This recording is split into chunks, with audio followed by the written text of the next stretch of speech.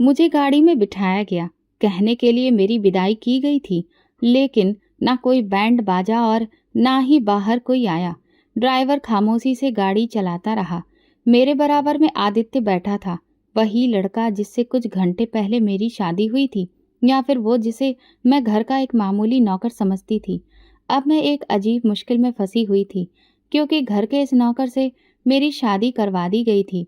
ये कोई साजिश थी या किस्मत का फैसला, ये राज बहुत देर बाद खुला।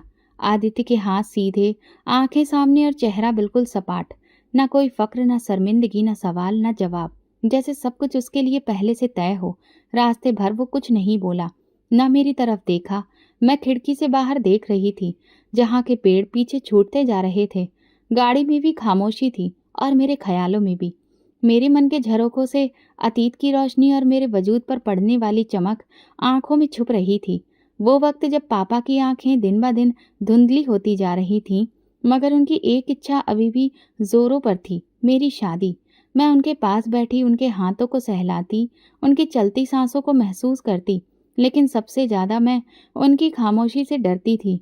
वो जो कभी मोहल्ले में कड़कदार आवाज में बात करते थे, अब धीरे से मेरी तरफ देखते और नरम लहजे में कहते, नैना, तुझे अपने हाथ से विदा करूंगा। ये ख्वाहिश पूरी हो जाए तो फिर मुझे और कुछ नहीं चाहिए। मैं उनकी बात पर मुस्कुराने की अदाकारी करती, लेकिन दिल के किसी कोने में अजीब सी चुभन होती। वो कमजोर हो चुके थे, उनकी हड्डियां तक बोलने लगी थीं। उनकी चारपाई के पास एक छोटा सा मिट्टी का दिया रखा था, जो अक्सर बुझने लगता तो मैं डर जाती, जैसे वो रोशनी उनकी जिंदगी की लौ हो और हर हवा का झोंका एक सांस कम कर देता हो। सुमित्रा, जो मेरी सौतेली माँ थी, एक दिन दोपहर में पापा के पास बैठकर बोली, मैं अपनी बेटी की तरह ही इसके लिए भी फर्ज निभाऊंगी विनोद जी। आप फिक्र मत कीजिए, आपकी बेटी के हाथ पीले हो जाएंगे और इज्जत के साथ मैं उसे विदा कर दूंगी। ये सुनकर मैं अंदर से कांप गई। सुमित्रा के लहजे में हमेशा से एक नरमी होती थी, लेकिन उस नरमी में कुछ ऐसा होता था जो चुभता था, जैसे मखमल में लिपटी कोई कील। मैंने अंजलि को देखा, जो अपने फोन में व्यस्त थी। उसके नाखूनों पर नीले रंग की नेल पॉलिश थी और वो अपनी सेल्फी को जूम करके कुछ ठीक कर रही थी। उसने अचानक मुझे देखा और आंख मारी, जैसे कह रही हो, जल्दी निकल जाए यहाँ से, मेरी बारी है। मैं चुपचाप पापा के पैर दबाती रही। 2 दिन बाद जब सुमित्रा ने शादी की तारीख बताई तो मैंने पापा की आंखों में एक अजीब सी चमक देखी। वो जो कई दिनों से चुप रहते थे, अचानक बोल पड़े, बस अब चैन की नींद आ जाएगी। उनकी आवाज भारी मगर कमजोर थी, लेकिन उसमें वही एक पिता की खुशी तो जो मुझे बचपन में स्कूल छोड़ते वक्त मिली थी। रात को मैं छत पर गई। आसमान साफ था, हवा में ठंडक थी। मैंने सितारों को देखा। हर बार कोई टूटता तो मैं एक दुआ करती, भगवान, पापा का सपना पूरा हो, चाहे मेरी जिंदगी जैसी भी हो। उसी छत पर बचपन में अंजलि और मैं चांदनी रातों की कहानियां सुना करती थी, लेकिन अब वो वक्त नहीं रहा। अंजलि मुझसे अलग हो चुकी थी। हम एक ही घर में रहते थे, लेकिन वो मेरा कमरा नहीं था। वो मेरी मौजूदगी को नजरअंदाज करती थी। सुमित्रा पीछे से आई और बोली, कल लड़के वाले आ रहे हैं, कोई गलती ना हो नैना। मैंने सर हिलाया और चाय के बर्तन धोने लगी। उन्होंने कहा, कपड़े प्रेस कर लेना, तुम्हें भी कुछ इज्जत दिखानी होगी। मैंने सोचा, इज्जत दिखाने के लिए इज्जत होनी भी तो जरूरी है, और वो तो बरसों से मुझसे छीनी जा चुकी है। शाम को मेहमान आए। अंजलि तैयार होकर नीचे आई। लाल रंग की ड्रेस, मैचिंग चूड़ियां, हल्की सी लिपस्टिक। सुमित्रा ने मुझे हिदायत दी, किचन में रहना, कोई सवाल मत करना। लड़का आया है, बस फॉर्मेलिटी से भरी मुलाकात है। मैंने दरवाजे के पीछे से देखा। लड़का खुशहाल था, संजीदा और बार बार अंजलि की तरफ देख रहा था। मेरे दिल में कुछ हुआ, जैसे किसी ने कच्ची दीवार को धीरे जोर से धक्का दे दिया हो। क्या ये रिश्ता मेरे लिए था या फिर अंजलि के लिए? मैं कुछ नहीं बोली, ना किसी से कुछ पूछा, बस खुद को किचन में ही गुम कर लिया। उसी रात जब सुमित्रा और अंजलि कमरे में थीं, मैंने दरवाजे के पीछे से उनकी धीमी धीमी बातें सुनी। सुमित्रा कह रही थी, अगर वो नैना को पसंद करता है तो हमें बात संभालनी होगी। विनोद जी कुछ दिनों के मेहमान हैं, उनके सामने सब कुछ अच्छा दिखाना है। अंजलि हंसकर बोली, माँ, मुझे तो वो बहुत अच्छा लगा, बिल्कुल मेरे जैसा। उसका टेस्ट भी मेरे जैसा ही है। मेरे हाथ में पानी का जग था, जो मेरी पकड़ से फिसलकर फर्श पर गिरा और टूट गया। वो लम्हा मेरी सांस रोक गया। ये सब मेरे लिए नहीं हो रहा था। मैं बस एक मोहरा थी, एक जिम्मेदारी जो पापा की ख्वाहिश से जुड़ी थी, और इस घर के लिए एक बोझ जिसे सिर्फ इज्जत बचाने के लिए उठाया जा रहा था। पापा अगली सुबह कुछ बेहतर लग रहे थे। उन्होंने मेरा हाथ पकड़कर पूछा, तैयारी पूरी है? मैं जबरदस्ती मुस्कुराकर सर हिलाने लगी। उन्होंने आंखें बंद की और गहरी सांस ली। उसी रात मैंने नींद की गोलियां नहीं ली। मैं जागती रही, छत पर आसमान देखते हुए कहा, हे भगवान, अगर ये सब किसी इम्तिहान की शुरुआत है तो मेरी खामोशी को ताकत बना देना। मुझे नहीं पता था कि अगला दिन मेरे पापा का सुकून तो ले जाएगा, मगर मेरे वजूद के लिए एक भंवर बन जाएगा। शादी की तारीख जैसे जैसे पास आती गई, पापा की तबीयत कुछ बेहतर होने लगी। वो हर रोज मुझसे पूछते, शादी के कार्ड आ गए? और मैं हर बार कहती, बस 2 दिन में छप जाएंगे। असल में किसी ने मुझे कार्ड दिखाए ही नहीं थे, ना ही मेरी राय की किसी को जरूरत लगी। सुबह नाश्ते की मेज पर सुमित्रा, अंजलि और 2 मेहमान औरतें बैठी थीं। मैंने जैसे ही चाय रखी, सुमित्रा बोली, नैना तुम किचन में जाकर खाना तैयार करो, मेहमानों से अंजलि बात करेगी। अंजलि ने हंसते हुए कहा, हाँ नैना, तुम तो वैसे भी दुल्हनों की तरह नहीं लगती, हमें तो बस अपनी इज्जत बचानी है। सब हंसने लगे और मैं चुपचाप पीछे हट गई। मेरे हाथ से चाय का कप गिर गया, मगर किसी ने नहीं देखा। अगले दिन जब मैंने अपनी सौतेली बहन को फोन पर एक लड़के से बात करते सुना, तो मुझे लगा जैसे मैं कोई तमाशबीन हूँ अपनी ही जिंदगी की मंजिल में। अंजलि कह रही थी, अगर वो मुझे पसंद करता है तो फिर दिक्कत क्या है, माँ सब कुछ संभाल लेगी। फिर वो जोर से हंसी, वैसे भी नैना को कौन पसंद करेगा। एक शाम सुमित्रा ने मुझे एक नया काम दिया। उन्होंने कहा, ये मेहमानों की लिस्ट है, ध्यान से देखो और हिसाब लगाओ कि कितने लोगों के लिए खाने का बंदोबस्त करना है।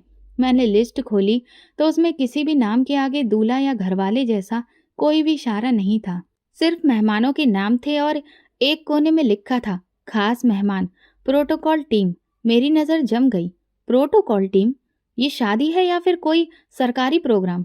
इसी दौरान एक इंसान मेरी नज़रों में ज़्यादा आने लगा, आदित्य। वो कभी बाहर बर्तन धोता, कभी घर के पौधों को पानी देता। वो इतना खामोश और अलग सा था कि सब उसे सिर्फ नौकर समझते। लेकिन एक दिन मैंने देखा, वो सुमित्रा के कमरे से निकला और कुछ देर दरवाजे के बाहर खड़ा रहा। मेरे दिल में ख्याल आया, ये नौकर है या फिर कुछ और। अंजलि इस दौरान रोज एक नया मेकअप करती, तस्वीरें खींचती और बार बार फोन पर बातें करती। मुझे ऐसा लगता जैसे मैं एक स्थिर नज़ारे की तस्वीर हूँ और वो पूरी महफिल का केंद्र। सुमित्रा ने एक दिन अंजलि से कहा, अब इसकी शादी में तुझ पर सबकी नजर जाएगी, बस होशियार रहना। अंजलि ने खुश होकर कहा, माँ मुझे डर है कि कहीं वो मुझे ही पसंद न कर ले। सुमित्रा ने हंसकर जवाब दिया, तो क्या हो गया, हम देख लेंगे। उसी दिन मैं कमरे में जाकर दरवाजा बंद किया और अपना पुराना संदूक खोला। उसमें माँ की कुछ चीजें थीं, एक पुरानी साड़ी, कुछ खत और एक पीतल का कड़ा। मैंने वो कड़ा पहना और खुद से कहा, तुम किसी का हिस्सा नहीं हो नैना, तुम संपूर्ण हो, चाहे कोई माने या ना माने। शाम को जब पापा ने मुझे बुलाया तो वो बहुत कमजोर लग रहे थे। उन्होंने मेरे हाथ पकड़कर कहा, बेटा सब तैयारी हो गई है? मैंने नजर झुकाते हुए कहा, जी सब हो रहा है। उन्होंने धीरे से कहा, मुझे बस तुम्हारा सुकून देखना है, उसके बाद जो हो वो होता रहे। मुझे लगा जैसे वो बात आखिरी हो। उनकी आंखों में जो सुकून था वो मेरे दिल में तूफान बन रहा था। शादी का दिन आ गया था। सुबह से घर में अजीब सी खामोशी थी, जैसे सब लोग बस एक रस्म से भरी जिम्मेदारी पूरी करने के इंतजार में हो। मैंने वही लाल जोड़ा पहना जो पापा ने कई महीनों पहले बाजार से चुपचाप लाकर दिया था, ये कहकर कि नैना इसमें राजकुमारी लगेगी। उसमें उनकी आंखों की चमक अभी भी मेरे दिल में सुरक्षित है। मैं पापा के कमरे में बैठी थी। उनकी सांसें धीमी थी, जैसे हर सांस उनके लिए एक पहाड़ चढ़ने की जैसी हो। मैंने उनके माथे पर हाथ रखा तो वो धीरे से मुस्कुराए। बस थोड़ा सा वक्त और फिर सुकून हो जाएगा बेटा। उनके चेहरे पर अजीब सी शांति थी, जैसे वो इस दिन का इंतजार बरसों से कर रहे हो। मेरी आंखें नम हो गई, लेकिन मैंने खुद को संभाल लिया। मैं नहीं चाहती थी कि वो मेरी कमजोरी देखें। उसी वक्त सुमित्रा कमरे में आई। उसके हाथ में एक थाल था। उसने धीरे से कहा, नैना बारात पहुंच गई है। मेरा दिल धड़कने लगा। सुमित्रा के चेहरे पर वही मक्कारी वाली मुस्कुराहट थी जो न खुशी की थी न दुख की, बस एक छुपी हुई प्लानिंग के तहत बनी हुई थी। वो जल्दी से बाहर निकल गई। मैंने पापा की सांसों की आवाज के साथ साथ अपने दिल की धड़कनें सुनने की कोशिश की। मैंने आसमान की तरफ नजरें की और भगवान से प्रार्थना की, सब ठीक हो, तकरीबन 20 मिनट गुजरे, ना किसी ढोल की आवाज़ आई, ना किसी के हंसने की, ना ही सुमित्रा या अंजलि ने आकर कोई खुशी का इजहार किया। मुझे लगा शायद वक्त लग रहा है या शायद सब कुछ सादगी से हो रहा है। मैं जब बाहर निकलने की कोशिश की तो मुझे रोक दिया गया। दुल्हन को अभी अंदर ही रहना चाहिए, नौकरानी ने कहा। फिर कुछ देर बाद सुमित्रा आई। इस बार उनके चेहरे का रंग बदला हुआ था। ना वो मुस्कुरा रही थी, ना गुस्से में लग रही थी, बस जैसे कोई बड़ा फैसला कर चुकी हो। उन्होंने पंडित को बुलाया। पंडित जी थके हुए लग रहे थे। उनके हाथ में मंत्र पढ़ने वाली किताब थी। फिर वो बोले, धोखा हुआ है। मैंने अपने आसपास देखा। वो नौकर आदित्य खड़ा था और दूसरा कोई भी नहीं। ना कोई दूल्हा ना बारात। अंजलि भी गायब थी और सुमित्रा बस चुपचाप खड़ी थी। शादी शुरू की जाए क्या? पंडित जी ने पूछा। सुमित्रा ने सिर हिलाया। मैं घबराकर बोली, बारात वाले कहाँ हैं और दूल्हा कहाँ है? सुमित्रा ने मेरी तरफ देखा, फिर अपनी नजरें चुरा ली। फिर धीरे से बोली, देखो बात अब बस इज्जत की है और वो हमने अब बचा ली है। मेरे कदमों तले से जमीन खिसक गई। मेरे हाथ कांपने लगे। मैंने दोबारा पूछा, दूल्हा कौन है? पंडित जी ने मंत्र पढ़ना शुरू किया और फिर उन्होंने आदित्य को बैठने के लिए कहा। ये देखकर मेरी सांस रुक गई। आदित्य, वो नौकर? मैंने सुमित्रा को देखा, लेकिन उनका चेहरा कठोर था। बस यही बोली, शादी होनी है और अभी होनी है। मेरे पास कोई जवाब नहीं था। मैं कुछ कहती तो पापा के सपने का खून हो जाता। चुप रहती तो अपनी जिंदगी बर्बाद कर लेती। शादी हो गई सादगी से, बिना किसी खुशी के, बिना किसी आशीर्वाद के। आदित्य ने मेरी मांग भर दी और मैं लगातार यही सोचती रही, मेरी जिंदगी किसी और की कीमत पर क्यों लिखी गई। विदाई का वक्त आया तो सब कुछ और भी ज्यादा अजीब लगने लगा। ना बैंड, ना बारात, ना विदा करने वाली आंखें। सुमित्रा ने बस एक पुराना बैग मेरे हाथ में पकड़ा और कहा, अब ये तुम्हारा घर नहीं है। मैंने पापा के कमरे की तरफ देखा, लेकिन वो बेहोश थे। मैं रुक गई। मैं पापा से मिलना चाहती हूँ, मैंने कहा। सुमित्रा ने कहा, अब उनसे मुलाकात मुमकिन नहीं है। उनकी दवा का वक्त है। मेरे आंसू निकलने ही वाले थे, लेकिन मैंने फिर खुद को रोक लिया। शायद पापा को ये सब पता ना चले। शायद उनके दिल को ये झूठा आराम दे दे।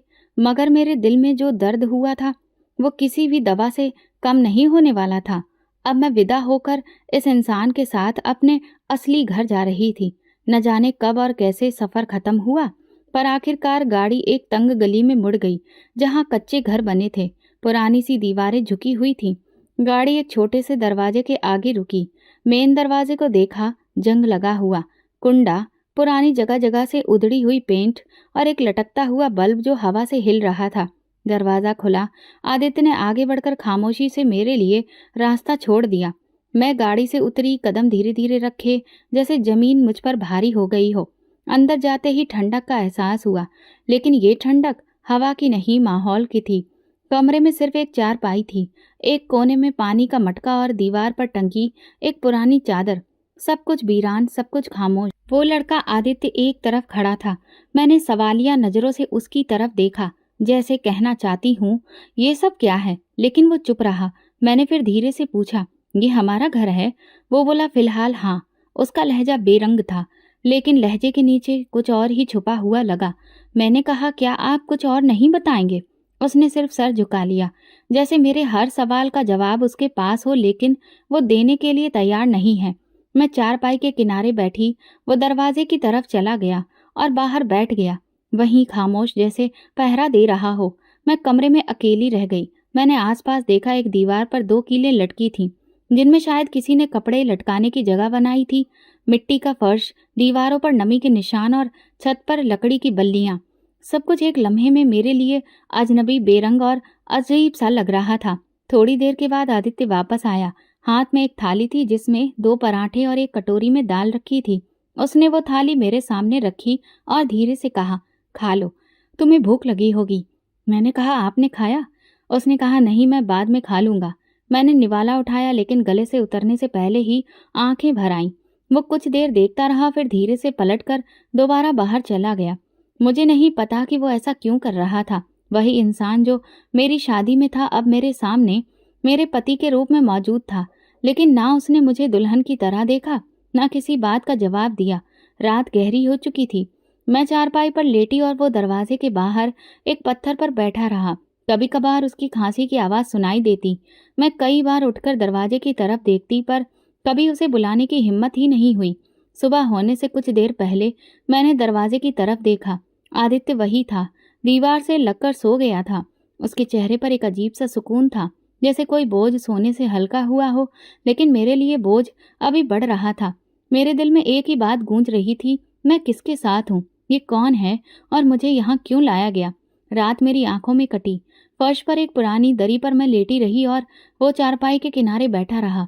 कमरे में एक बल्ब की रोशनी हो रही थी, जो छत के पीलेपन को और ज्यादा साफ कर रही थी। मैंने कई बार उससे पूछा, आप कौन हैं, मुझे ये सब क्यों झेलना पड़ा, मगर हर बार वो चुप रहा। सिर्फ एक बार उसने धीरे से कहा, सो जाओ, सुबह बात करेंगे। ना उसका लहजा कठोर था, ना नरम। एक थकी हुई आवाज, जैसे वो खुद भी कुछ टूट चुका हो। उसकी खामोशी में शायद मेरे सारे सवालों के जवाब दफन थे, पर मैं उसे खोदने की हिम्मत नहीं रखती थी। मैं करवट बदल ली। फर्श की ठंडक मेरी हड्डियों में उतर गई। आंखें बंद की तो पापा का चेहरा दिखाई दिया। उनकी वो आंखें जिनमें एक दिन मेरे लिए सुकून की उम्मीद थी, अब सिर्फ एक बंद दरवाजा बन चुकी थी। वो वक्त याद आया जब वो कहा करते थे, बेटा तेरे लिए सबसे अच्छा चाहूंगा। मेरे दिल में अब अजीब सी कमी महसूस हुई। आदित्य अभी भी खामोश बैठा था, जैसे कोई सजा काट रहा हो। शायद वो जानता था कि मेरी तकलीफ में उसका भी कुछ हिस्सा है। मैंने एक बार फिर आंखें खोली और छत को देखा। चांदनी अंदर झांक रही थी। मुझे ऐसा लगा जैसे चांद खुद भी सवाल कर रहा हो, क्या तुम राजी हो। नींद का कोई वादा नहीं था, लेकिन थकान हार गई। मेरी आंखें बंद हो गईं और सपने आ गए। पहला सपना पापा के बिस्तर का था। उनकी आंखें बंद थीं, मगर वो मुझे बुलाते रहे, नैना कहाँ गई हो तुम। मैं उनकी तरफ भागती रही, लेकिन रास्ता हर बार बदल जाता। दूसरा सपना सुमित्रा का था। वो मेरी शादी के बंधन को तोड़ रही थी और अंजलि जोर जोर से हंस रही थी। मैं चीखी, ये मेरे नाम का है। सुमित्रा ने कहा, तेरे नाम का कुछ भी नहीं होता नैना, तो सिर्फ एक परछाई थी। एक झटके में आदित्य सामने खड़ा था। उसके हाथ में मेरी माँ की तस्वीर थी, जो कभी पापा के पास होती थी। मैंने उसे छीनने की कोशिश की, लेकिन वो पीछे हट गया। ये तस्वीर तुम्हारे पास क्यों है, उसने कहा, क्योंकि सच्चाई मेरे पास है। मैं हड़बड़ाकर उठ बैठी। बाहर हल्की हवा चल रही थी और आदित्य अब चारपाई पर लेट चुका था। वो सो रहा था, लेकिन उसके चेहरे पर सुकून नहीं था। वो कभी करवट लेता, कभी माथे पर हाथ रखता। शायद वो भी सपनों में भटक रहा था। मैं धीरे से उठी और कमरे से बाहर निकल गई। एक तरफ पुरानी टंकी के नीचे मटका रखा था। मैंने पानी पिया तो कुछ ठंड महसूस हुई, जैसे पल भर को सब कुछ नॉर्मल लगने लगा हो। तभी दरवाज़ा खुला और आदित्य बाहर आया। वो मेरे करीब आकर रुका। तुम ठीक हो? मैंने जवाब देने के बजाय सिर्फ सिर हिलाया। वो लम्हा खामोशी से गुजर गया। मैंने उससे कहा, आपने ये शादी क्यों की? जब बारात वापस चली गई थी तब सब कुछ रोक सकते थे ना आप? आदित्य ने मेरी तरफ नहीं देखा, बस आसमान की तरफ वो देखता रहा। और फिर उसी वक्त सब कुछ रोकना मुमकिन नहीं था। वो कहने लगा, कुछ बातें ऐसी होती हैं जिन्हें वक्त पर समझना मुमकिन नहीं होता। मैंने कहा, तो फिर मुझे क्यों नहीं बताया गया? उसने गहरी सांस ली और कहा, कल बात करेंगे, ये वादा है। मैं फिर कमरे में आ गई और कोने में बैठ गई। आदित्य वापस अपनी चारपाई पर लेट गया। उसकी मौजूदगी अब मेरे लिए सुकून से भरी थी, लेकिन थोड़ी सी अभी भी दिक्कत मुझे लगने लगी थी, क्योंकि जैसे एक अजनबी से ज्यादा वो कोई राजदार हो। रात के आखिरी पहर नींद थोड़ी थोड़ी आती गई, मगर सपने भी टूटे हुए थे। कहीं पापा का कमरा था, कहीं माँ की खुशबू, कहीं मेरे बचपन की वो गुड़िया जो मैंने अंजलि को दे दी थी और उसने उसके हाथ तोड़ डाले थे।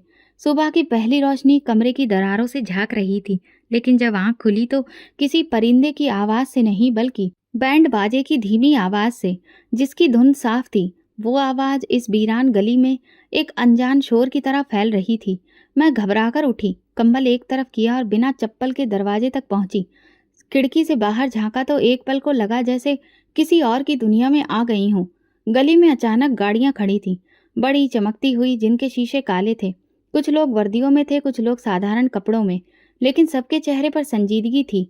वे लोग एक मोटा सा फोल्डर लेकर अंदर आ रहे थे। एक प्रोटोकॉल ऑफिसर ने सीटी मारकर इशारा किया और दो गार्ड्स एक तरफ हो गए। मैंने दरवाज़ा थोड़ा सा खोला और बाहर देखा। तभी एक सफ़ेद रंग की गाड़ी से वही इंसान उतरा जिसे कल रात तक मैं नौकर समझती थी। अब वो साफ सुथरे कपड़ों में था। वाइट पैंट, ब्लू कलर का वेस्ट कोट और चमकते जूते। उसकी चाल में वही खामोशी थी, मगर हर कदम में एक नई शिद्दत थी। किसी ने उसे देखकर सिर झुकाया, किसी ने सलाम किया। उसने सिर हिलाया और आगे बढ़ गया। मेरी नज़र उसके चेहरे पर रुक गई। वही आंखें, वही होंठ, वही अंदाज। लेकिन अब हर चीज़ का मतलब बदल चुका था। मेरे हाथ कांपने लगे। मैंने दरवाज़ा तुरंत बंद कर दिया और दीवार से लगकर बैठ गई। दिल बुरी तरह से धड़क रहा था। ये सब क्या था? कल तक नौकर और आज ऑफिसर। मैंने आंखें बंद कर लीं, जैसे कुछ पल के लिए वक्त को रोक दूं। लेकिन बाहर का शोर बढ़ता जा रहा था। कमरे के अंदर अभी भी वही बिछावन था, वही लकड़ी का पलंग और मैं, जिसकी शादी एक अजनबी से हुई थी, जो अब अजनबी नहीं रहा। मेरे दिल में बहुत सारे सवाल जमा हो गए थे, लेकिन जुबान पर एक भी नहीं आ रहा था। दरवाजे की दूसरी तरफ से आवाज आई, कमरा साफ कर लो, साहब के मेहमान आएंगे। ये किसी औरत की आवाज थी, शायद मोहल्ले की कोई गांव वाली, जो अब इस घर को कुछ और ही समझने लगी थी। मैंने जल्दी से दुपट्टा ठीक किया और बाहर निकलने का फैसला किया। दरवाज़ा खोला तो आंगन में एक बड़ी टेबल रखी जा चुकी थी। उस पर चाय, बिस्कुट और फाइलें थीं। 3 ऑफिसर कुर्सियों पर बैठे थे और वो आदित्य एक बड़े से पंखे के नीचे बैठा उन सबसे बात कर रहा था। ये रिपोर्ट कल तक के ऑफिस पहुंचनी चाहिए, उसने एक फाइल पर दस्तखत करते हुए कहा। एक ऑफिसर ने तुरंत कहा, जी सर, हो जाएगा। मैंने एक पल को सोचा कि शायद मैं सपना देख रही हूँ, लेकिन नहीं, ये सब कुछ सच्चाई थी। मुझे देखते ही एक ऑफिसर ने नज़र झुका ली, जैसे जानता हो कि मैं कौन हूँ। आदित्य ने मुझे एक नज़र देखा और तुरंत नज़र हटा ली। उसकी वो नज़र न अजनबी थी न पहचान वाली, बस जैसे कोई जानता हो कि सवाल उठेंगे। लेकिन अभी वक्त नहीं है। मैं खामोशी से अंदर वापस आ गई। कमरे के कोने में बैठकर सांस संभालने लगी। ये सब क्या है? मैंने खुद से कहा। दरवाजे के पीछे से ऑफिसर्स की बातें सुनाई दे रही थी। कोई इन्वेस्टिगेशन रिपोर्ट का जिक्र कर रहा था, कोई मीडिया टीम के आने की बात। कुछ देर में सब लोग चले गए। शोर कम हुआ और आदित्य वापस आया। हाथ में पुरानी फाइल थी जो उसने टेबल पर रख दी। मैंने खामोशी तोड़ी। आप कौन हैं? वो ठिठक कर रुका, जैसे सवाल सुनने के लिए तैयार था, लेकिन जवाब देने के लिए नहीं। अभी वक्त नहीं है, उसने धीरे से कहा। फिर मैंने तेज आवाज में कहा, शादी से पहले वक्त था आपके पास? उस दिन तुम बोल सकते थे ना? उसने मेरे चेहरे की तरफ देखा और फिर कहा, मैं बहुत जल्द सब कुछ बताऊंगा, बस तुम थोड़ा सा सब्र करो। मेरी आवाज़ दबी नहीं थी। तब मैं हर दिन हर रात सब्र ही करती आई हूँ। तुम्हारे खामोश होने से सब कुछ आसान नहीं होता। आदित्य ने दरवाजे की तरफ देखा, जैसे ये कमरा उसका कैद खाना बन चुका है। फिर वो खामोशी से बाहर चला गया और दरवाज़ा पीछे से बंद कर दिया। मैं बैठ गई, दीवार से टेक लगाकर, आंखें बंद कर ली। अब मेरे सामने सिर्फ एक सवाल था, अगर वो नौकर नहीं था तो फिर क्या था? और अगर वो सब कुछ जानता था तो मुझे क्यों नहीं बताया? मेरे लिए आदित्य सिर्फ एक नाम नहीं, वो एक मुद्दा था जिसका जवाब शायद कल मिलने वाला था। जब वो वापस कमरे में आया तो मैं अपने आंसू पोंछ चुकी थी। मैं नहीं चाहती थी कि वो मुझे कमज़ोर देखे। मैंने चेहरा साफ किया, दुपट्टा ठीक किया और कोने में बैठ गई।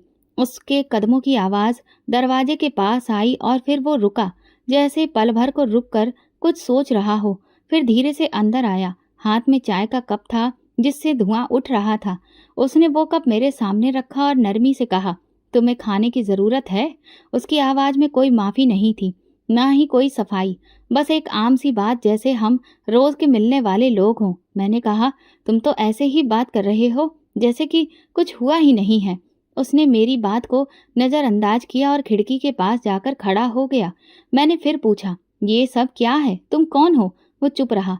मैं उसके कंधे की हरकत से महसूस कर सकी कि वो अंदर से कुछ कहने के लिए तैयार हो रहा है। फिर वो मुड़ा और बोला, बहुत जल्द बताऊंगा, लेकिन अभी नहीं। ये अभी नहीं। मुझे ऐसा लगा जैसे किसी ने दरवाज़ा खोलकर फिर से बंद कर दिया हो। बिना कुछ बताए फिर बाहर किसी की आवाज़ सुनाई दी, सर, रिपोर्ट्स गाड़ी में रख दी गई हैं। मैंने दरवाजे की तरफ से झांका। गार्ड्स अभी भी खड़े थे। कारें जा चुकी थीं, लेकिन कुछ लोग अभी आसपास घूम रहे थे। एक औरत किसी फाइल में दस्तखत कर रही थी। सब कुछ अजीब सा लग रहा था, जैसे मेरी जिंदगी किसी और ने लिखनी शुरू कर दी हो। आदित्य ने कुछ देर बाद दोबारा चाय का कप उठाया और एक घूंट लिया। फिर धीरे से पूछा, तुम्हें किसी चीज़ की ज़रूरत है? मैंने कहा, ज़रूरत तो इस वक्त सिर्फ सच की है। उसने गर्दन झुका ली और फिर कमरे से बाहर चला गया। मैं नहीं जानती थी कि वो इतना खामोश क्यों है, क्यों मुझे उस सच से दूर रखना चाहता है जिसे मैं बेसब्री से जानना चाहती हूँ, जो मुझसे जुदा है। मैंने अपना दुपट्टा लपेटा और कमरे से बाहर निकली। आंगन में वही टेबल रखी थी जो सुबह पहले रखी थी। अब वहाँ खाली जगह थी। 2 गिलास रखे थे। मैंने टेबल के नीचे देखा तो एक पुरानी फाइल गिरी हुई थी। फाइल के कोने पर नाम लिखा था, सुमित्रा देवी, और केस नंबर था 302। मेरे हाथ कांपने लगे। मैंने फाइल खोलकर एक पन्ना पढ़ा। उसमें किसी गैरकानूनी प्रॉपर्टी से जुड़ा हुआ जिक्र था। दरवाजे के पीछे आवाज़ आई तो मैं तुरंत फाइल वापस रखकर अंदर आ गई। दिल धड़क रहा था। मुझे कुछ समझ में नहीं आ रहा था, लेकिन पूरा मंजर अभी भी धुंधला था। आदित्य के किरदार में अब उलझन से ज़्यादा साजिश की बदबू आने लगी थी। शाम को जब खाने के लिए सब्जी गर्म की गई तो काम वाली औरत ने कहा, मैडम, साहब ने कहा है कि आप खाने में उनके साथ बैठें। मैं चौंकी और पूछा, मैं? उसने कहा, जी, उनका आदेश है। मैंने प्लेट उठाई, दुपट्टा ठीक किया और धीरे धीरे आंगन की मेज तक आ गई। आदित्य पहले से बैठा था, साधारण कपड़ों में, लेकिन चेहरा वही, खामोश। मैंने सिर झुकाकर नम्रता से उसकी तरफ देखा। वो बोला, बैठो। खाने के दौरान वो चुपचाप बस खाना मेरी प्लेट में डालता रहा। मैं हैरानी से साथ में सोचती रही, क्या ये वही इंसान है जो कल तक नौकर था, या फिर यही उसका असली रूप है? अब हम लोग एक नए घर में आ गए थे, जहां मुझे सब कुछ नया ही दिख रहा था। खाने के बाद मैंने कहा, तुम्हारे चेहरे पर कुछ लिखा है जो तुम जुबान से नहीं बोल रहे। उसने मेरी तरफ देखा, एक पल के लिए कुछ कहने को हाथ हिले, फिर कहा, कल तुम्हें एक चीज़ दिखाऊंगा, तब शायद तुम्हें बात समझ में आ जाए। मैंने कोई सवाल नहीं किया, फिर कमरे में वापस आ गई। अंदर दरवाज़ा बंद किया और ज़मीन पर लेट गई। सुबह की रोशनी की बजाय उस रात का अंधेरा मेरे अंदर उतर रहा था, और मैं सोच रही थी, अगर सच का सामना कल है तो आज की रात पर्दों के पीछे क्या छुपा हुआ है। 2 दिन गुजर चुके थे। सुबह वो दरवाज़ा खोलकर बाहर चला जाता और शाम ढलने पर वापस आता।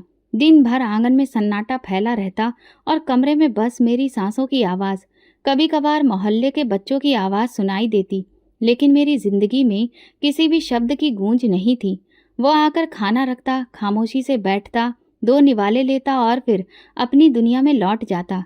मैंने पहले दिन नज़रअंदाज किया, दूसरे दिन खुद को दिलासा दिया, लेकिन तीसरे दिन खामोशी मेरी बर्दाश्त से बाहर होने लगी। जब वो खाने के बाद बर्तन समेटने लगा, मैंने धीरे से कहा, ये मेरा अधिकार नहीं है क्या कि मैं ये जानूं कि तुम कौन हो? वो रुक गया, जैसे सवाल ने उसके कंधों को पकड़ लिया हो। चुप रहा। फिर धीरे से मुस्कुराहट उसके चेहरे पर आई, लेकिन वो मुस्कुराहट खुशी की नहीं थी, जैसे कोई बहुत पुराना जख्म फिर से खुल गया हो। जो तुम्हारे साथ हुआ वो मैं कभी नहीं चाहता था। उसकी आवाज़ धीमी थी लेकिन सच्ची थी। लेकिन मैं उस वक्त कुछ भी करने की पोजीशन में नहीं था। इतना कहकर वो उठा, बर्तन उठाए और आंगन की तरफ चला गया। मैं उसकी पीठ को देखती रही, जैसे कोई राख का ढेर जो अभी भी गर्म हो मगर जलने की ख्वाहिश में बैठा हो। मेरे दिल में उसी समय ख्याल आया, शायद वो कसूरवार है, या शायद नहीं भी। क्या वो वाकई मेरी जिंदगी के इस्तेमाल का हिस्सा है, या फिर सिर्फ तमाशा देखने वाला? अगली सुबह रोजाना की तरह वो वक्त पर उठा, नाश्ता तैयार किया और चाय मेरे सामने रख दी। मैं चुप रही, नज़र चाय के कप पर टिकी थी। तभी उसने मेरी हथेली पर एक पुरानी सी चमकदार चाबी रख दी। ऊपर वाले कमरे में जो संदूक है, खोल लेना।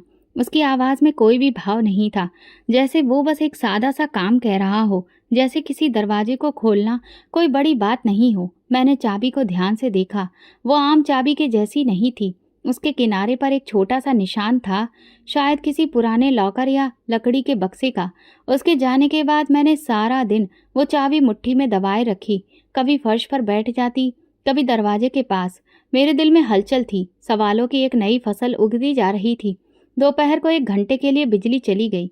मैंने मौका देखा और ऊपर जाने की तरफ सीढ़ियों पर बढ़ गई। ये सीढ़ियाँ कभी इस्तेमाल में नहीं आती थीं। दीवार पर जाले, सीढ़ियों पर मिट्टी की परत और दीवार पर लगी कीलों में टूटे फ्रेम थे। ऊपर का दरवाज़ा बंद था। मैंने धीरे से चाबी लगाई, दरवाज़ा चरचराता हुआ खुला। कमरे में रोशनी का एक ही जरिया था, एक छोटी सी खिड़की जिससे हल्की धूप अंदर आ रही थी। सामने पुराना संदूक रखा था जिस पर कपड़े का एक टुकड़ा पड़ा था। मैंने कपड़ा हटाया, चाबी लगाई और धड़कते दिल के साथ ताला खोला। संदूक के अंदर सबसे ऊपर कुछ पुराने कपड़े थे। नीचे एक फाइल थी जिस पर लिखा था, पर्सनल मुद्दे के कागजात। नैना, डॉटर ऑफ विनोद। मेरे हाथ कांप गए। नीचे एक मोबाइल था और सबसे नीचे कुछ तस्वीरें। मैंने तस्वीरें उठाई और एक एक करके देखने लगी। पहली तस्वीर में सुमित्रा और अंजलि किसी आदमी के साथ खड़ी थी। अंजलि ने एक खूबसूरत सी ड्रेस पहनी हुई थी, चेहरे पर दुल्हन जैसा नूर था। दूसरी तस्वीर में वही आदमी अंजलि के कंधे पर हाथ रखे खड़ा था। मैंने उसे ध्यान से देखा और पहचान गई। ये तो वही था जिससे मेरी शादी तय हुई थी। मेरे हाथ से तस्वीर गिर गई।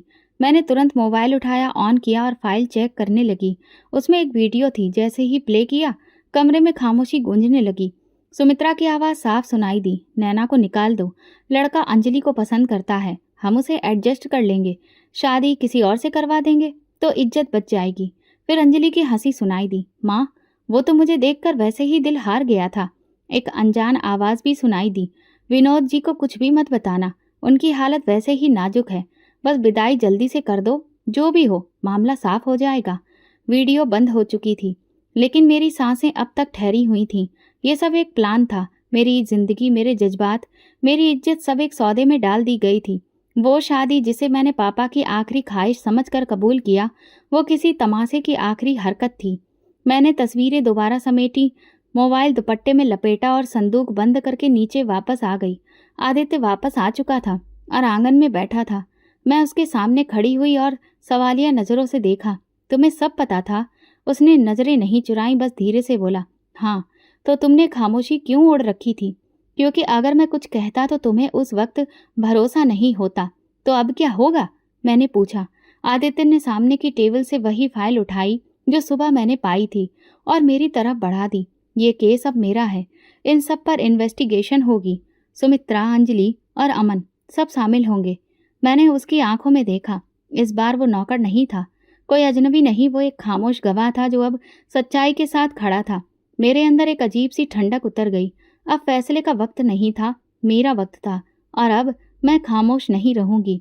उस रात मैंने खुद को पूरी तौर पर तैयार कर लिया था, चेहरा साफ और दिल में एक आखिरी फैसला। वो जब आंगन में दाखिल हुआ तो मैंने दरवाज़ा बंद कर दिया, कुंडी चढ़ाई। उसके चेहरे पर सवाल था, लेकिन मैंने कोई भी सफाई नहीं दी। निगाह उसके ऊपर डाली और कहा, अब सब कुछ सुनना है, सब कुछ। वो कुछ ना बोला, खामोश खड़ा रहा, जैसे पुराने मौसमों का बोझ दिल पर उठाए हुए हो। फिर धीरे से सोफे पर बैठ गया, कंधे झुके हुए, आंखें नीचे। तुमसे शादी मैंने अपनी मर्जी से की है नैना, ना मजबूरी थी ना कोई एहसान। मेरे पैरों तले जैसे जमीन खिसक गई। मैंने धीमी आवाज में पूछा, तो तुम भी उनके साथ शामिल थे? उसने इनकार में सिर हिलाया, नहीं, मैंने तुम्हें पहली बार उस दिन देखा था जब तुम गली के एक मोड़ पर बच्चों को पढ़ा रही थी। 3 बच्चे, एक फटा पुराना बोर्ड और तुम्हारी आवाज में वो धीमापन। वो रुका, फिर बोला, उसी दिन मुझे लगा कोई है जो इस गंदगी से अलग है। मैं कुछ देर चुप रही, मेरा दिल एक साथ कई रफ्तार में धड़क रहा था। फिर मैंने उसके हाथ में दबी हुई फाइल की तरफ देखा और बिना कुछ कहे पूछा, तो तुम असल में कौन हो? उसने फाइल को मेज पर रखा और धीरे से बोला, आदित्य, डिप्टी कमिश्नर, और तुम्हारा खामोश शुभचिंतक। कमरे में खामोशी छा गई। बाहर से दबी हवाओं की सिसकियां सुनाई दे रही थीं, जैसे पेड़ भी सच्चाई पर रुक गए हों। शुभचिंतक, मैंने धीरे से दोहराया, क्या तुम जानते थे कि मेरा सब कुछ दांव पर लगने वाला है? उसने सिर हिलाया। मुझे शक था। सुमित्रा देवी के खिलाफ प्रॉपर्टी और फ्रॉड की शिकायतें बहुत थीं। जब तुम्हारे पापा का नाम सामने आया और जब अंजलि का रिश्ता अचानक बहुत ऊंची जगह पर तय हुआ, तो मैंने खुद नौकर बनने का फैसला किया। और फिर मैंने धीमे से पूछा, फिर तुमने मेरी खामोशी, मेरा इनकार, मेरी कुर्बानी देखी? और फिर मैं खामोश रहा। और इतने में मैंने पूछा। उसने एक लंबी सांस ली। हाँ, मैं हर दिन अंदर से टूटा था नैना, मगर मैं जानता था कि सच वक्त पर सामने आना चाहिए। अगर तुम शुरू में सब कुछ जान लेती तो शायद तुम मेरी नीयत पर भी शक करती। मैं कमरे के कोने में गई, संदूक से वो पुरानी तस्वीर निकाली जो मैंने ऊपर वाले कमरे से ली थी। वो तस्वीर जिसमें अंजलि, सुमित्रा और अमन एक साथ खड़े थे। ये वो लोग हैं जिन्होंने मेरे पापा की सांसों के साथ सौदा किया, मैंने कहा। आदित्य ने तस्वीर ली, ध्यान से देखी। ये सब अदालत में पेश किया जाएगा। तुम्हें मेरी गवाही चाहिए? मैंने सिर हिलाया। नहीं, मुझे अपनी जुबान से बोलना है। इतना वक्त खामोशी में गुजर चुका है, अब इंसाफ भी मेरी आवाज़ से होना चाहिए। आदित्य ने फाइल खोली, एक दस्तावेज निकाला और मेरे सामने रखा। ये पावर ऑफ अटॉर्नी है जो तुम्हारे पापा ने अपनी बीमारी से पहले किसी के दबाव में आकर सुमित्रा के नाम पर कर दी थी। हमने इसकी जांच करवाई है, ये जाली है। मैंने कागज पकड़ा और पहली बार कागजों पर लिखा अपना नाम साफ देखा, नैना, डॉटर ऑफ विनोद। ये सब मैं वापस लूंगी, ना किसी से छीन कर, न तरस खाकर, न मांग कर। आदित्य की आंखों में पहली बार एक अजीब सी चमक थी, जैसे उसे अंदाजा हो गया हो कि वो जिस लड़की को बचाना चाहता था वो अब खुद अपनी जंग लड़ने के काबिल हो गई है। मैं कमरे के दरवाजे तक गई, कुंडी खोली, बाहर चांदनी फैली थी। मैंने पीछे मुड़कर देखा। आदित्य, अगर तुमने उस दिन मेरी जगह किसी और को देखा होता तो फिर भी ये सब करते? वो मुस्कुराया। शायद मैं नौकर बन जाता, लेकिन शादी सिर्फ तुमसे ही करता। मैं थोड़ी देर चौकी पर खामोश रही। अब वक्त था कि मैं वो काम करूं जिसे सबसे पहले मेरे पापा चाहते थे, इज्जत के साथ सिर उठाना। और मुझे भरोसा था आज से इज्जत मेरे नाम की होगी, किसी रिश्ते के सहारे की नहीं। अगली सुबह जैसे ही अदालत के कमरे में कदम रखा, मेरे दिल की धड़कन सुस्त हो गई। पिछले कई दिनों में जो सह चुकी थी, उसके बाद अब डरने के लिए कुछ बाकी नहीं था। अदालत के बरामदे में सुमित्रा और अंजलि पहले से मौजूद थीं, वकीलों के साथ। अंजलि का चेहरा पीला था, नजरें झुकी हुई थीं। सुमित्रा के हाथ में फाइल थी, लेकिन उनकी गिरफ्त में वो मजबूती नहीं थी जो हमेशा उनकी चाल में नजर आती थी। आदित्य मेरे साथ था, लेकिन कुछ कदम पीछे। वो जानबूझकर मुझे आगे चलने दे रहा था, जैसे कहना चाहता हो, ये लड़ाई अब तुम्हारी है और तुम जीतने के लिए काफी हो। अदालत के कमरे में दाखिल होने से पहले उसने बस एक बार मेरे कंधे पर हाथ रखा और सिर्फ इतना कहा, आज सब खत्म हो जाएगा। मैंने कोई जवाब नहीं दिया, बस हल्का सा सिर हिलाया। कार्रवाई शुरू हुई। जज ने एक एक करके सुनना शुरू किया। अदालत में सिर्फ सच बोला जाए। फिर आदित्य ने कुर्सी पर बैठकर सारे सबूत पेश करना शुरू किया। उसकी आवाज़ शांत थी, लेकिन हर शब्द में एक वजन था। ये ज़मीन की रजिस्ट्री की असली कॉपी है जो नैना के नाम थी। ये पावर ऑफ अटॉर्नी सुमित्रा देवी के नाम जाली तरीके से की गई थी। दस्तखत की फॉरेंसिक रिपोर्ट दी गई है और ये मोबाइल की रिकॉर्डिंग है जिसमें सुमित्रा देवी और अंजलि की बातें रिकॉर्ड हैं। ये सारी सीधी साजिश का सबूत है। अदालत में मौजूद हर आदमी खामोशी से सब कुछ सुन रहा था। सुमित्रा देवी बार बार पानी का घूंट ले रही थी और अंजलि का चेहरा लाल होकर सफ़ेद हो चुका था। उनके वकील ने कई बार ऐतराज करने की कोशिश की, लेकिन सबूत इतने ठोस थे कि हर बात उनकी बात काट दी गई। जब मेरी गवाही की बारी आई तो मैं धीरे से कुर्सी पर आकर बैठी। नाम नैना, डॉटर ऑफ विनोद। मैंने साफ आवाज में कहा, आप इन इल्जामों के बारे में क्या जानती हैं? सब कुछ। इज्जत के नाम पर मुझे खामोश कर दिया गया था। मुझे वो रिश्ता नहीं मिला जो मेरे माँ बाप ने मेरे लिए सोचा था, बल्कि मुझे शादी के नाम पर एक अजनबी के हवाले कर दिया गया। मेरी मर्जी, मेरी ख्वाहिश, मेरे जज्बात सब कुछ बलिदान कर दिए गए, सिर्फ इसलिए कि उनकी मर्जी पूरी हो सके। मैंने सुमित्रा की तरफ देखा जो अब आंखें चुरा रही थी। ये वीडियो, ये फाइल और ये ज़मीन मेरे पापा की निशानी है। इन्हें छीनने के लिए जो कुछ किया गया वो किसी पर्दे में नहीं, और आज मैं अपनी खामोशी को तोड़ रही हूँ। अदालत में एक लम्हे को खामोशी छा गई। जज ने फाइल को एक बार फिर देखा और एक फैसला लेने वाले अंदाज में कहा, ये सब कुछ एक लड़की की खामोशी की कीमत पर नहीं बेचा जा सकता है। जो जमीन धोखे से ली गई वो नैना के नाम पर वापस की जाएगी। सुमित्रा देवी और अंजलि पर फ्रॉड और जालसाजी का मुकदमा दर्ज करके जांच पूरी की जाए। सुमित्रा देवी की आंखों में वो घबराहट थी जो मैंने उनके चेहरे पर पहले कभी नहीं देखी थी। अंजलि का सर झुका हुआ था। वो बार बार अपनी उंगलियां मरोड़ रही थी। वो रिश्ता जिस पर उन्होंने बरसों तक घमंड किया, आज उनके सामने बिखरता दिखाई दे रहा था। अदालत से बाहर आते हुए मैंने खुद को अजीब तरह से हल्का महसूस किया, जैसे बरसों का बोझ उतर गया हो। आदित्य मेरे पास आए और पहली बार मेरी आंखों में देखकर बोले, अब तुम बोल सकती हो नैना। तुम्हारा नाम, तुम्हारी कहानी तुम्हारी मर्जी से जानी जाएगी। मैंने आसमान की तरफ देखा, जैसे कि पापा कुछ कह रहे हों। आपका सपना पूरा हुआ, लेकिन आपकी बेटी अब अपनी आवाज़ से अपनी तकदीर लिखेगी। 1 साल बीत चुका था। हर लम्हा जैसे एक पहाड़ी रास्ता हो, कहीं चढ़ाई, कहीं उतरन तो कहीं फिसलन। अदालत के फैसले के बाद सब कुछ बदलने लगा। वो घर जो कभी मेरा नहीं था, कानूनी तौर पर मेरे नाम पर था। वो ज़मीन जो सुमित्रा ने हड़पने की कोशिश की थी, अब मेरे अधिकार में आ चुकी थी। और सबसे ज़रूरी, वो खामोशी जिसमें मेरी पहचान दफन कर दी गई थी अब बोलने लगी थी। उसी दिन जब आदित्य ने कहा था अब तुम बोल सकती हो, शायद वही दिन था जिससे सब कुछ बदल गया। अब मैं सिर्फ एक फैसले का हिस्सा नहीं रही थी, मैं खुद एक फैसला बन चुकी थी। मैंने वो कोचिंग सेंटर दोबारा से शुरू किया जो कभी मेरे पिता ने खोला था। वही मोहल्ले के बच्चे, वही दीवार पर चौक की आवाज़ें और वही जगह। बस अब मैं टीचर ही नहीं, उस केंद्र की मालकिन भी थी। आदित्य का ट्रांसफ़र शहर से बाहर हो चुका था, मगर वो मेरे कांटेक्ट में रहा। कभी कभी खुद तो कभी कोई मुलाकात करने आता। हमने 1 साल की दूरी को इज्जत के साथ गुजारा। कोई जल्दबाजी नहीं की, कोई बेचैन कदम नहीं उठाया। हम जानते थे जो रिश्ता भरोसे की कोख से जन्म ले वही देर तक टिकता है। और फिर वो दिन आया, शहर का बड़ा मंदिर, पंडित जी, कुछ पहचान के लोग। लेकिन इस बार सब कुछ मेरी इच्छा से था। हर रस्म, हर विधि, हर पल, सब मेरी मर्जी। मेरी नई बहनें जो मेरी कलीग थीं, मेरे साथ पढ़ाती थीं, मोहल्ले की वे औरतें जो पहले मुझे दुल्हन बनते नहीं देख पाई थीं, और मेरे कुछ दोस्त, सब मेरे साथ थे। आदित्य मेरे सामने बैठा था। वो सफ़ेद रंग की शेरवानी में बहुत अच्छा लग रहा था। उसके चेहरे पर वही सुकून था जो शायद किसी मंजिल पर पहुंचने के बाद आता है। पंडित जी ने मंत्र पढ़े। इस बार फिर से आदित्य ने मेरी मांग भरी और मेरी आंखों में आंसू आ गए। फिर उसने मंगलसूत्र पहनाया और हमने 7 फेरे लिए। मैं आंख के एक कोने से उसे मुस्कुराकर देख रही थी। हर होती हुई रस्म के साथ मैं अपने अतीत की हर छाया को पीछे छोड़ती गई और फिर हमारी शादी हो गई। आदित्य ने धीरे से मेरे पास आकर कहा, इस बार शादी भी मेरी और दिल भी मेरा। मेरे होठों पर धीमी सी मुस्कुराहट आई और मैंने धीरे से पहली बार आदित्य का हाथ खुद से पकड़ा, अपनी मर्जी से। रात को जब सब लोग जा चुके थे और कमरे में सिर्फ हम दोनों थे, टेबल पर एक पुरानी फाइल रखी थी। ये वो सब कुछ है जो मैंने तुम्हारे लिए बचाया, उसने कहा।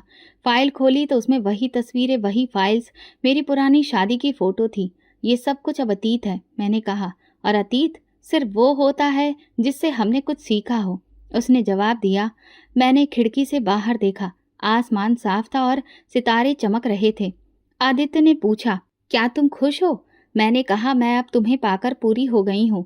फिर मैंने दिल में सोचा, कभी कभी इंसाफ रूप बदल कर आता है और कभी कभी मोहब्बत भी, और यही मेरी नई शुरुआत थी, मेरी मर्जी से, मेरी सच्चाई के साथ, मेरे नाम पर। तो दोस्तों, अगर आपको हमारी कहानी पसंद आई हो तो कमेंट करके ज़रूर बताएं। वीडियो को लाइक करें और ज़्यादा से ज़्यादा शेयर करें। अगर आप चैनल पर नए हैं तो सब्सक्राइब जरूर करें और नोटिफिकेशन बेल दबाएं ताकि अगली अपडेट सबसे पहले आपको मिले। धन्यवाद।